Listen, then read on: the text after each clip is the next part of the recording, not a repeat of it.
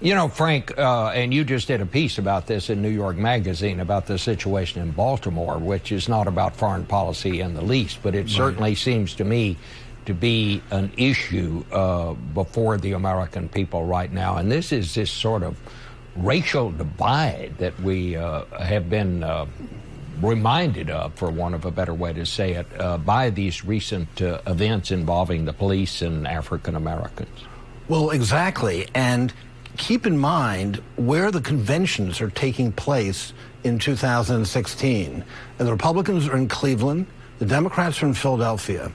Both these cities have had police departments with African-American police chiefs investigated by the Justice Department for abuses, much in the way the Baltimore department is now.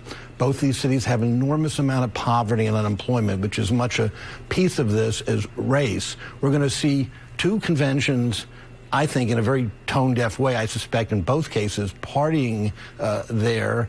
And it's sort of going to dramatize, I think, a big domestic problem we have. You know, Cleveland is where the 12-year-old Tamir Rice, was killed for carrying a toy gun. There have been similar cases in Philadelphia.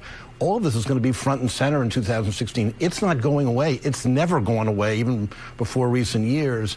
And I feel, it's going to be much more, short of war, I think it's going to be a much bigger deal than the Middle East. Do you think this is something that goes beyond police relations with the black communities? Because I certainly do. I think what we are reminded of here and what we've been seeing is that African Americans can look at one set of facts and white people can look at the same set of facts and sometimes come up with entirely different conclusions.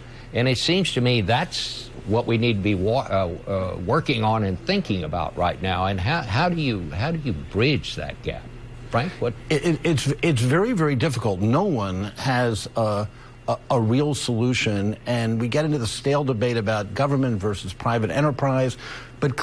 And we talk about having a national discussion about race. I don't think that cuts it. I think the country, as the president said, is going to have to decide it really wants to address this. This is 50 years of riots in America, often for the same causes, of the same triggers. And I think there's going to have to be a real mobilization. And I hate to use this cliche, but it's going to take a leader. Imagine, for instance, if one Republican candidate, we have 15 to 20 Republican candidates, imagine if one of them, doesn't even matter which one, really decided in a real way to talk to black America, not make a cameo appearance at Howard University or turn up at one convention of the NAACP or whatever, really rolled up his or her sleeves and made some kind of interesting leadership statement about digging into this. But it's not even on the radar screen of one of our two major political parties.